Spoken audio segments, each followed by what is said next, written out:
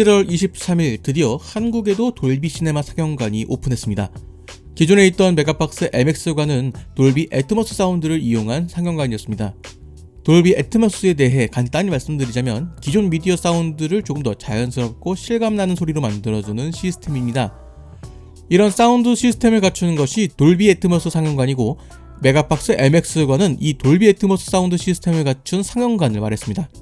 물론 돌비 애트모스는 메가박스가 아닌 다른 극장의 몇몇 상영관에도 적용 중이고, MX관은 돌비 애트모스의 최소 스크린 밝기와 와이드 시트를 제공하는 것으로 기준으로 삼았습니다. 그런 시스템에 HDR을 기반으로 한 돌비 비전이라는 것이 추가된 것이 돌비 시네마입니다. HDR은 하이 다이내믹 레인지의 준말로 영상의 최대 최소 밝기의 표현을 향상시키는 시스템을 말합니다. 그것을 바탕으로 돌비가 더 높은 색 심도와 휘도를 지원하는 시스템이 돌비 비전이라는 것이죠. 돌비는 이런 시스템을 영화 제작에 적극 도입하도록 도와주고 있고, 지원하는 기기가 있다면 넷플릭스를 통해서도 쉽게 접할 수 있는 시스템입니다. 이전까지 국내에 이런 시스템을 갖춘 극장이 없었는데 이번에 메가박스를 통해서 접할 수 있게 되었습니다.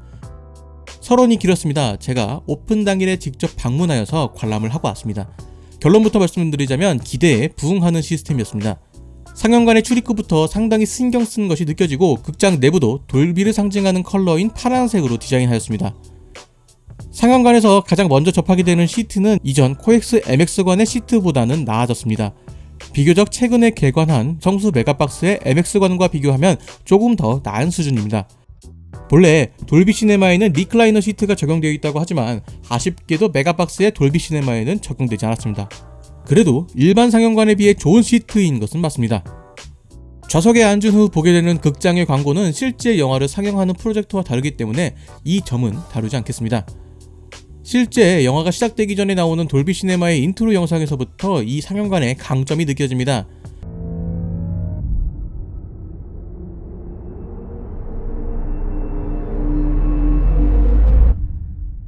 이전 MX관에 비해 사운드의 폭이 더 넓어졌고 부족했던 저음이 강화되었다는 것이 느껴집니다. 상영관의 바닥과 시트까지 진동이 전해지는데 이것이 영화 관람에 방해가 되는 정도는 아니라서 좋았습니다.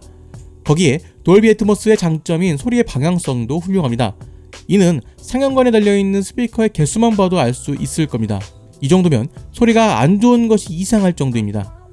다만 일부 스피커가 길들여지지 않았다는 생각이 듭니다. 이 부분은 시간이 지나면 해결될 문제니 추후에 다시 확인해 보도록 하겠습니다.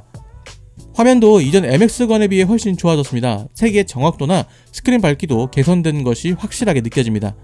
선명도 또한 개선되었는데 뛰어난 향상은 아니라는 생각이 듭니다. 선명도 부분에서 레이저 IMAX에 비해 부족하다는 생각이 듭니다. 그럼에도 일반 상영관에 비해서는 상당히 훌륭한 수준이죠.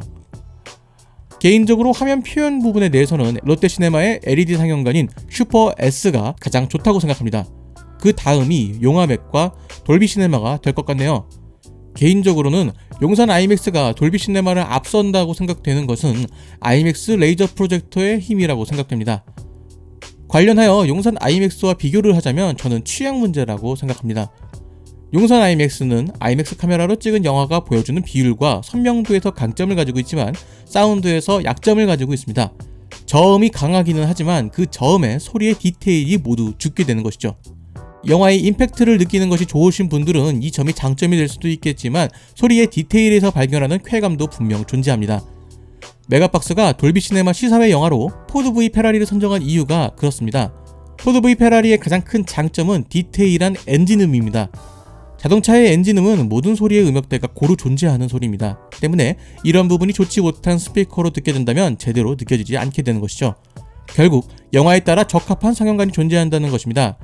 그렇기 때문에 저의 선택을 물어보신다면 영화에 따라 달라질 것이라 대답할 것입니다. 테넷과 같이 IMAX 카메라로 찍어서 비율이 다른 것이 아니라면 저는 돌비 시네마를 선택할 것 같습니다.